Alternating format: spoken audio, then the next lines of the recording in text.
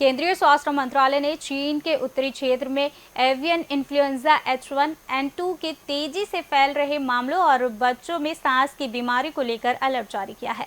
मंत्रालय ने राज्य को लिखित पत्र में सभी सरकारी और निजी अस्पतालों में बच्चों में निमोनिया के मामले पर तुरंत पता लगाने का निर्देश दिया है। साथ ही स्वास्थ्य मंत्रालय ने अस्पतालों में ऑक्सीजन और बेड की व्यवस्था बेहतर करने को भी कहा है। मंत्रालय ने इस बीमारी और गंभीर श्वसन संक्रमण के मामले का पता लगाने के निर्देश दिए हैं। जल्दी रिपोर्ट भेजने को भी कहा है। मंत्रालय ने साफ कहा है कि देश में कहीं H1N2 की किसी भी मामले की पुष्टि नहीं हुई है। संदिग्ध मरीजों के संबंध में भी अभी तक कोई जानकारी सामने नहीं आई है। स्थिति घबराने वाली नहीं है, लेकिन इसको लेकर सावधानी बरतनी होगी और राज्य स्तर पर कड़ी नजर रखने की जरूरत है।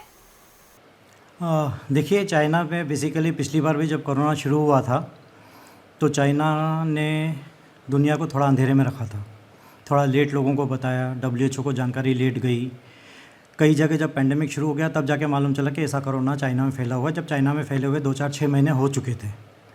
तो इसीलिए इस बार ये चाइना से WHO ने भी जैसे ही ये फैलना शुरू हुआ वैसे ही बात करी और WHO को यह बताया गया, चाइना द्वारा जो बताया गया उसकी मैं बता रहा हूँ कि चाइना द्वारा ये बताया गया कि सिंगल वायरस नहीं है, ये कोई नया वायरस भी नहीं है, इसलिए घबराने की बात नहीं है। क्योंकि ये सब पुराने वायरस जो विंटर में फैलते हैं करीब करीब सब वही वायरस हैं। लेकिन सबसे बड़ी दिक्कत इस बार ये है कि चाइना में इसलिए ज़्यादा फैल गया कि एक तो ठंड शुरू हुई, ठंड में बैक्टीरिया कम हो जाते हैं, वायरसेस बढ़ जाते हैं। ये इंडिया में भी होता है, दुनिया में सब जगह होता है। तो उसी तरह से ये सब वायरस फैलने लगे हैं कई तरह के, जैसे रेस्पिरेटरी सिंसिटियल वायरस है, इन्फ्लुएंजा वायरस है, फ्लू वायरस है जिसका अपन टीका लगाते हैं, इवन कोरोना का वायरस है। ये सब मिलके थोड़े थोड़े केसेस में इन्फेक्शन कर रहे हैं और निमोनिया प्रोड्यूस कर रहे हैं।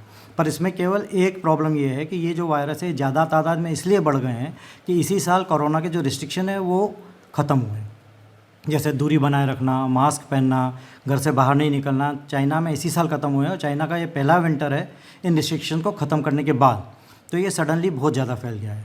पर ये जिस तादाद में फैला है वो थोड़ा गंभीरता का विषय है, क्योंकि आज की तारीख में बीजिंग में और लियोनिंग में, जो कि 800 किलोमीटर दूर 2 शहर हैं, 7-7 हज़ार केसेस पर डे देखे जा रहे हैं और सब बच्चे।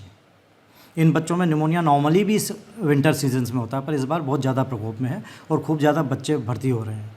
ये शुरू हुआ चाइना में अक्टूबर से, लेकिन एक चीज़ जो चाइना में नहीं बताई गई शुरू में, मई से कुछ निमोनिया के एक्स्ट्रा केसेस आने लगे जो कि माइकोप्लाज्मा निमोनिया के हैं, जो जिसमें कि दवाइयाँ असर नहीं कर रही हैं।